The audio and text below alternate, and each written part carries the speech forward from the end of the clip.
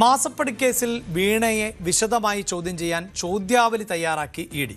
CMRL നിന്ന് ലഭിച്ച 2.7 കോടി രൂപ വിനിയോഗിച്ചതിൽ വ്യക്തത തേടും. CMRLന്റെ സഹോദര സ്ഥാപനത്തിൽ നിന്ന് 50 ലക്ഷം രൂപ വായ്പ നേടിയതിലും ചോദ്യം ചെയ്യൽ ഉണ്ടാകും.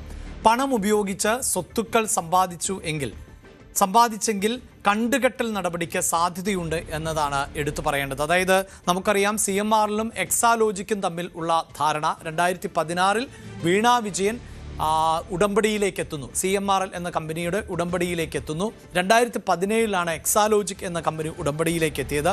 അതുപ്രകാരം വീണ വിജയന് 5 ലക്ഷം രൂപ പ്രതിമാസം, എക്സാലോജിക്കിന് 3 ലക്ഷം രൂപ പ്രതിമാസം. ഇവിടെയാണ് ചുരുങ്ങിയ കാലത്തിനകം 1,70,00,000 രൂപ കൈമാറി എന്നുള്ളത്. കേന്ദ്ര ഏജൻസിയായ SFIO കണ്ടെത്തിയിട്ടുള്ളത് അങ്ങനെയല്ല. 2,80,00,000 രൂപയാണ് CMRL കൈമാറിയത് എന്നതാണ്. ഇതോടൊപ്പം എടുത്തു പറയേണ്ടത് പവർ ഇന്ത്യ എന്ന് പറയുന്ന ഒരു കമ്പനിയുണ്ട്. അത് CMRLന്റെ MD ആയിട്ടുള്ള ശശിധരൻ കർത്തിയുടെ ഭാര്യയുടെ സ്ഥാപനമാണ്. അവിടെ നിന്ന് 50 ലക്ഷം രൂപ വീണയ്ക്ക് ലോണും നൽകി. അപ്പോൾ ലോൺ നൽകിയ തുക സ്വന്തം കമ്പനിയിലെ ജോലി എന്ന നിലയിലേക്ക് ഈ കള്ളപ്പണം വെളുപ്പിക്കുകയാണോ ചെയ്തത്? അതിനപ്പുറത്ത് മറ്റേതെങ്കിലും തരത്തിലുള്ള സേവനങ്ങൾ, അത് എടുത്തു പറയേണ്ടത് നമുക്കറിയാം, മുഖ്യമന്ത്രിയുടെ മകളായിരുന്ന സമയമാണ്. അതായത് മുഖ്യമന്ത്രിയായിരുന്നു ആ സമയത്ത് പിണറായി വിജയൻ എന്നതാണ് ഈ 17 കാലഘട്ടത്തിൽ. അങ്ങനെയൊക്കെ ഉള്ള ഒരു സമ്മർദ്ദത്തിനു വേണ്ടിയോ ആ നിലയിലൊക്കെയാണ് ഈ പണം. ഇത്തരം കാര്യങ്ങളിൽ ആണ് കൂടുതൽ വ്യക്തത കൈവരേണ്ടത്. അതിന് ചോദ്യാവലി തയ്യാറാക്കിയിരിക്കുന്നു എന്നുള്ളതാണ്. പല രീതിയിലാണ് ഇ ഡി ചോദ്യം ചെയ്യുന്നത്. ചിലപ്പോൾ ഉത്തരങ്ങൾ എഴുതി വാങ്ങുന്ന രീതി തന്നെയുണ്ട്. നമുക്ക് ഡാനി ഇപ്പോൾ ഉണ്ട് വാർത്തയുടെ വിശദാംശങ്ങളുമായി. ഡാനി, നമ്മൾ ഈ സിനിമയിലൊക്കെ കാണുന്നത് പോലെ മുന്നിലിരുത്തി ചോദ്യം ചെയ്യുക, അങ്ങനെ തന്നെയൊന്നും ആകണമെന്നില്ല ചോദ്യം ചെയ്യൽ. ചോദ്യങ്ങൾ എഴുതി തയ്യാറാക്കി നൽകും, അതിന് ഉത്തരങ്ങൾ എഴുതി വാങ്ങും, അത് കുറച്ചുകൂടി ഡോക്യുമെൻ്റിലാകും. ആ ചോദ്യങ്ങളുടെ ക്രമവും ഒക്കെ വലിയ വ്യത്യാസങ്ങളുണ്ടാകും. കാരണം ഇതൊരു ഓർമ്മയിൽ നിന്നെടുത്ത് നൽകാവുന്ന ഒരു കേസല്ല. മറിച്ച് ഈ പണം ഇടപാട് നടന്നത് എപ്പോൾ, അത്തരം കാര്യങ്ങളൊക്കെ ഒരു പക്ഷേ വീണയ്ക്ക് ഏതെങ്കിലും ഉദ്യോഗസ്ഥർ, അതായത് വീണയുടെ ടാക്സും മറ്റു കാര്യങ്ങളും ഒക്കെ ചെയ്യുന്ന CA ഉദ്യോഗസ്ഥരൊക്കെ ഉണ്ടെങ്കിൽ അവരിൽ നിന്നൊക്കെ റിപ്പോർട്ട് തേടി അതൊക്കെ സമർപ്പിക്കാൻ സാധിക്കും ഈ ചോദ്യം ചെയ്യലിൻ്റെ ഭാഗമായി. നമുക്കറിയാം, നേരത്തെ ചിദംബരത്തെ പോലെയുള്ള ആളുകളെയൊക്കെ ചോദ്യം ചെയ്യുമ്പോഴൊക്കെ എഴുതി നൽകി അതിന് മറുപടി എഴുതി വാങ്ങുകയാണ് ചെയ്തിട്ടുള്ളത്. എന്താണ്, ഏത് രീതിയിലുള്ള ഒരു ചോദ്യം ചെയ്യലിലേക്ക് ഇടി കടക്കും എന്നാണിപ്പോൾ മനസ്സിലാകുന്നത് ഡാനി?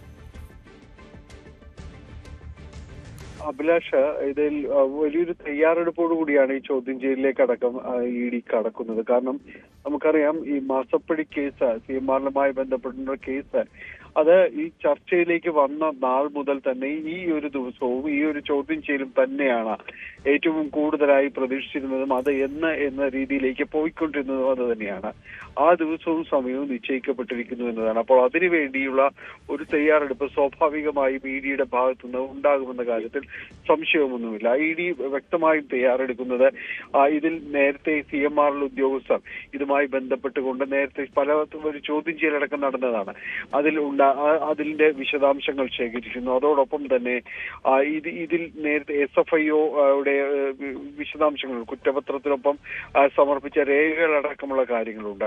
ഇതെല്ലാം തന്നെ കിട്ടുന്നതിനുള്ള നടപടികളിലേക്കെല്ലാം തന്നെ ED കടക്കുകയും ചെയ്തു. ഇതിന്റെ അടിസ്ഥാനത്തിലാണ് ഒരു ചോദ്യാവലിയിലേക്ക് അടക്കം നീങ്ങുകയും ചെയ്തത്. അതിൽ ഏറ്റവും പ്രധാനം എന്ന് പറയുന്നത് 2.78 കോടി രൂപ അത് വിനിയോഗിച്ചതിൽ അത് എങ്ങനെയാണ് അത് കൈപ്പറ്റിയത്? കാരണം ഈ CMRLുമായി ബന്ധപ്പെട്ട് വന്നിരിക്കുന്ന ഈ മൊഴികളിൽ ചിലതിൽ ആവശ്യമായ സേവനം നൽകിയിട്ടില്ല എന്നതടക്കമുള്ള കാര്യങ്ങളുണ്ട്. അപ്പോൾ ഈ കാര്യത്തിൽ എന്താണ് നൽകിയ സേവനവും അതോടൊപ്പം തന്നെ ഇത്തരം മൊഴികൾ വരാനുള്ളൊരു സാധ്യതയും അതെന്താണ്?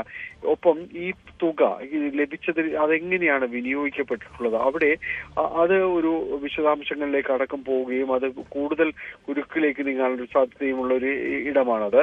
ഇത്തരം കാര്യങ്ങളിൽ ഈ പണം ഉപയോഗിച്ച് സ്വത്തുക്കൾ സമ്പാദിച്ചിട്ടുണ്ടെങ്കിൽ അതെല്ലാം തന്നെ ED എടുത്തിട്ടുള്ളൊരു കേസ് എന്ന് പറയുന്നത് കള്ളപ്പണം സമ്പാദനവുമായി ബന്ധപ്പെട്ടുകൊണ്ടുള്ള വകുപ്പുകളെല്ലാം തന്നെ ഉപയോഗിക്കപ്പെട്ടിട്ടുള്ളതാണ്.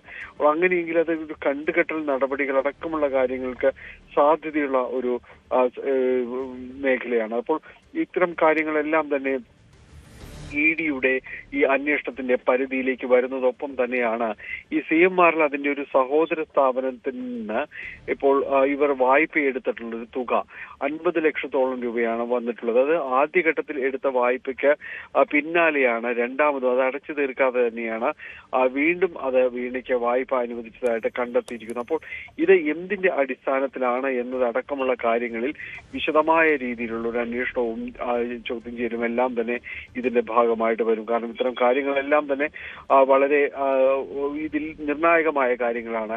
ഇതിൽ നേരത്തെ നൽകിയിരിക്കുന്ന മൊഴികൾ അടക്കമുള്ള കാര്യങ്ങളിൽ ഈ CMRലുമായി ബന്ധപ്പെട്ടുകൊണ്ട് വേണ്ടത്ര രീതിയിലുള്ള ഈ ഇമെയിൽ സന്ദേശങ്ങളോ അല്ലെങ്കിൽ അത്തരം കാര്യങ്ങളോ ഒന്നും തന്നെ ആശയവിനിമയം പോലും ഇല്ലാതിരുന്നിട്ടുണ്ട്. അത് എന്തുകൊണ്ടാണ് അത്തരം കാര്യങ്ങൾക്ക് ഈ മിനിറ്റ്സ് അടക്കമുള്ള രേഖകളൊന്നും തന്നെയും കൈവശമില്ലാത്ത ഒരു സ്ഥിതിയാണുള്ളത്. എക്സാലോജിക്കിന്റെ കൈവശവും ഇത്തരം രേഖകളോ ഒന്നും തന്നെയില്ല. അപ്പോൾ ഇത് എന്തുകൊണ്ട് ഇതെല്ലാം തന്നെ സംഭവിക്കുന്നു? കാരണം തീർത്തും ദുരൂഹമായ രീതിയിലേക്ക് ഇത്തരം ഒരു പണമിടപാട് സേവനം എന്ന് പറയുമ്പോൾ ഇതുമായി ബന്ധപ്പെട്ടുകൊണ്ട് ഒരു രേഖകളും ലഭ്യമല്ലാത്ത രീതിയിലേക്ക് കാര്യങ്ങൾ വന്നത് എന്തുകൊണ്ട് എന്നതടക്കമുള്ള കാര്യങ്ങളിൽ വിശദാംശങ്ങൾ എല്ലാം തന്നെയും വേണ്ടിവരും.